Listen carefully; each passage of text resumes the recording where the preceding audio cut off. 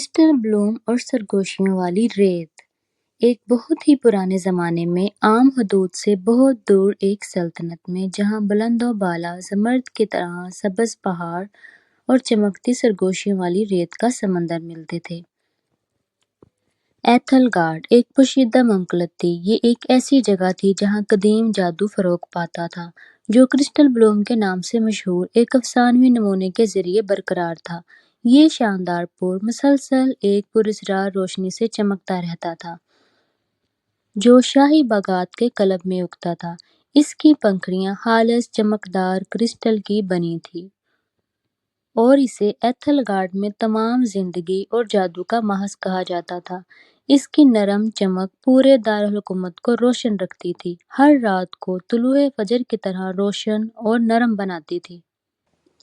ملکہ آئسولڈ ایک پروقار اور گہری حکمت والی عورت ایتھل گارڈ پر حکمرانی کرتی تھی۔ وہ ایک رحم دل حکمران تھی جسے اس کی رعایا بہت پسند کرتی تھی اور کرسٹل بلوم کی محافظ تھی، ایک مقدس فرض جو نسل در نسل چلا آ رہا تھا۔ اس کی بیٹی شہزادی ایلارا ایک زندہ دل اور مہم جو نوجوان عورت تھی جس کی روح اکثر قلعے کی دیواروں اور سرسبز باغات سے باہر کی دنیا کو تلاش کرنے کے لیے بے تاب رہتی تھی، خاص طور پر پراسرار سرگوشیوں والی ریت کو۔ ایلارا اپنی ماں کے برعکس اکثر اپنے اندر ایک بے چینی محسوس کرتی تھی، ایتھل گارڈ کی پرسکون سرحدوں سے باہر کی دنیا کے بارے میں ایک تجسس رکھتی تھی، خاص طور پر پراسرار سرگوشیوں والی ریت کے بارے میں۔ سرگوشیوں والی ریت ایک وسیع غیر نقشہ شدہ صحرا تھی جسے ایتھل گارڈ کے لوگ ڈرتے تھے۔ کہانیاں کہتی تھیں کہ اس کی بدلتی ہوئی ریت کے ٹیلوں میں قدیم روحیں اور بھولے ہوئے شہر چھپے ہوئے ہیں۔ کہا جاتا تھا کہ جو بھی بہت دور صحرا میں جاتا تھا وہ کبھی واپس نہیں آتا تھا، اور ریت کے ٹیلوں کی مسلسل نرم سرسراہٹ غمگین سرگوشیوں کی طرح لگتی تھی۔ ملکہ نے ہمیشہ ایلارا کو صحرا سے خبردار کیا تھا، اس کے خطرات اور کرسٹل بلوم کے حفاظتی جادو میں رہنے کی اہمیت پر زور دیا تھا۔ ایک دن ایتھل گارڈ میں ایک خوفناک بیماری پھیلنا شروع ہو گئی۔ سلطنت کے روشن رنگ پھیکے پڑنے لگے، ہوا باری ہو گئی اور یہاں تک کہ کرسٹل بلوم کی چمک بھی مدھم پڑنے لگی جو بے ترتیب طور پر ٹمٹما رہی تھی۔ زمین آہستہ آہستہ اپنا جادو کھو رہی تھی جس سے بڑے پیمانے پر خوف و ہراس پھیل گیا۔ شاہی محل، معالجین اور جادوگر حیران تھے، کوئی معلوم علاج یا جادو اس بیماری کو پلٹ نہیں سکتا تھا۔ کرسٹل بلوم ان کی طاقت کا محض ناکام ہو رہا تھا۔ جوابات کی مایوس کن تلاش میں ملکہ آئسولڈ نے ایتھل گارڈ کی قدیم متون سے مشورہ کیا۔ اسے ایک بھولی ہوئی پیشن گوئی ملی، جب کرسٹل بلوم مرجھا جائے گا تو صرف سورج کے آنسو جو سرگوشیوں والی ریت کے قلب میں پائے جاتے ہیں اس کی روشنی کو بحال کر سکتے ہیں اور زمین کو بچا سکتے ہیں، لیکن آنسوؤں کے محافظ سے بچو کیونکہ وہ بھولے ہوئے بادشاہی کا نشان رکھتا ہے۔ ملکہ جانتی تھی کہ سفر خطرناک تھا، لیکن اس کی سلطنت کے دھندلانے کے ساتھ اس کے پاس کوئی چارہ نہیں تھا۔ شہزادی ایلارا اپنی ماں کے ساتھ اس بات کے بارے میں غور کرتی ہے اور اپنی ماں کی دریافت سن کر بہادری سے رضاکارانہ طور پر پیش ہوئی۔ ماں، اس نے اعلان کیا، میں جاؤں گی، میرا دل مہم جوئی کے لیے ترستا ہے اور میری روح آرام نہیں کرے گی جب تک کہ میں ایسا کوئی کام نہیں کر سکتی جس کے لیے میں پیدا ہوئی ہوں، اور میری روح تب تک آرام نہیں کرے گی جب تک ہمارا گھر تکلیف میں ہے۔ اپنی ماں کی ابتدائی ہچکچاہٹ اور خوف کے باوجود ایلارا کی عزم، جو اس کے لوگوں کے لیے محبت سے بھرا ہوا دل تھا، نمایاں ہوا۔ ایک چھوٹے سے تھیلے، ایک کمپاس اور کرسٹل بلوم کے ٹکڑے سے تراشا ہوا ایک پینڈنٹ جو اس کی ماں کی طرف سے تحفہ تھا، کچھ تحفظ فراہم کرنے کے لیے اپنے ساتھ لیا۔ ایلارا سرگوشیوں والی ریت میں داخل ہوئی۔ صحرا ایسا تھا جیسا اس نے کبھی تصور نہیں کیا تھا، وسیع، خاموش، پھر بھی ایک پریشان کن موجودگی سے بھرا ہوا۔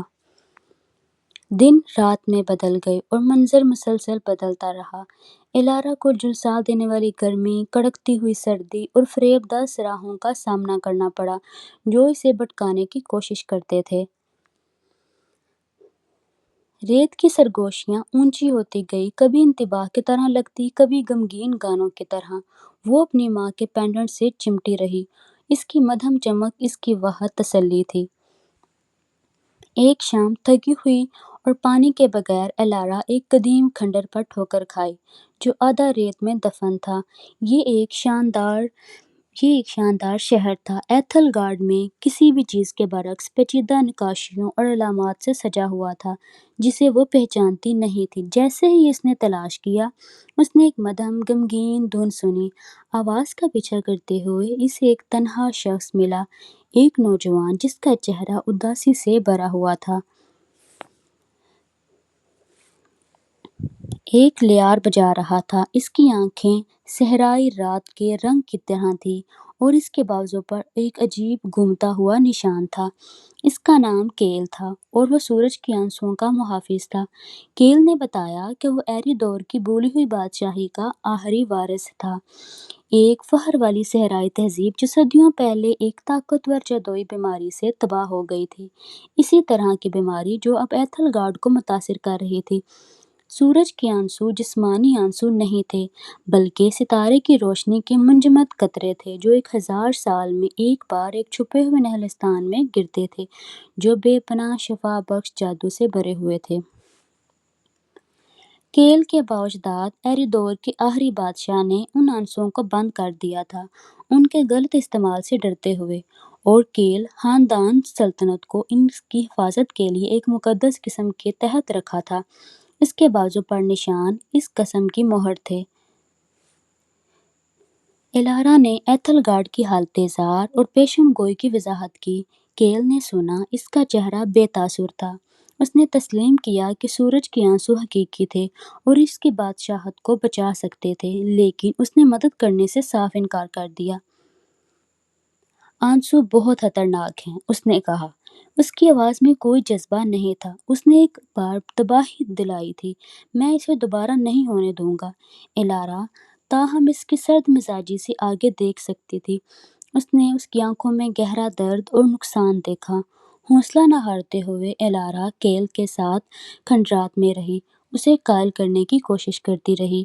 اس نے ایتھل گارڈ کی کہانیاں سنائی، اس کی متحرک زندگی، اس کی خوبصورت موسیقی اور اس کے لوگوں کی تکالیف۔ اس نے اپنی ماں کی حکمت اور کرسٹل بلوم کی لائی ہوئی خوشی کے بارے میں بتایا۔